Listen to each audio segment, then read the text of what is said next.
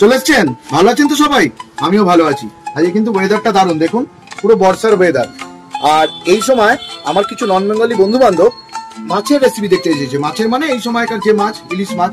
তো ইলিশ মাছের রেসিপি তো দেখাবো ভাই, কিন্তু তোমাদের জন্য একটা কথা বলি যে ইলিশ মাছের রেসিপি যখন শুরু করব তো প্রথম মাথা থেকে শুরু করবো। মাথা থেকে শুরু করলে জিনিসটা ভালো হবে। তো আজকে যে রেসিপিটা দেখাবো মাথা থেকে দারুণ একটা রেসিপি, দেখতে থাকুন। গরম ভাতে দারুণ জমবে। প্রথমে দেখিয়ে দিই, আমি একটু ছোলা ভিজিয়ে রেখেছিলাম। এই যে ছোলাটাকে ভিজিয়ে রেখেছিলাম। আরে কি ভাবছেন ছোলা দিয়ে মাছের মাথা? আরে না না, দেখুন দেখুন দেখুন, এই দেখুন, বুঝতে পারছেন কি? আরে এটা হলো থোড়। এই থোড়টাকে আমি গোল গোল করে কেটে নুন জলে আধা ঘন্টা চুবিয়ে রেখেছিলাম। আর এই হলো মেন অস্ত্র, মাথা। এবার মাথায় আমি গায়ে হলুদটা সেরে নেব। এই দিলাম নুন আর এই দিলাম হলুদ। এবারে এটাকে ভালো করে আমি মাখিয়ে নেব। আর এই যে স্যার এন্ড ম্যাডাম যারাই দেখছেন তারা দেখে রাখুন, এই যে আধা কাঁচা লঙ্কা বেটে রেখেছিলাম, অল্প আদা, একটা কাঁচা লঙ্কা। এবার যেটা করব সেটা হলো এই যে থোড়গুলো আমি ভিজিয়ে রেখেছিলাম, এই থোড়গুলোকে এই মিক্সার গ্রাইন্ডারে আমি ভরে দিলাম। অল্প অল্প করে নেবো আর এটাকে আমি পেস্ট করব। তাহলে 1 2 3 স্টার্ট। ঠিক এরকম পেস্ট হবে। চলুন, তাহলে কড়াই নিয়েছি আমি সরষের তেল।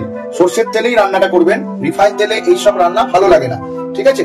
এবার আমি তেল গরম হয়ে গেছে, মাছগুলোকে ছেড়ে দিচ্ছি। এবার मछली का माथा भाजा हो गया है और लाल लाल करके भाज लिया है, हम इसमें उठा लिया। এই দেখো লাল লাল करके भाज लिया है। अच्छा, এবার আমি এর মধ্যে थोड़ा सा কালো জিরে দিয়ে दिया আর একটা কাঁচা লঙ্কা এই ফাটাকে দিয়ে दिया। আমার হিন্দিটা কার মতন হচ্ছে বলুন তো? হ্যাঁ, দারুণ হিন্দি বলছি না? কার মতন হচ্ছে ঠিক বলবেন আপনারা কমেন্টে, ঠিক আছে?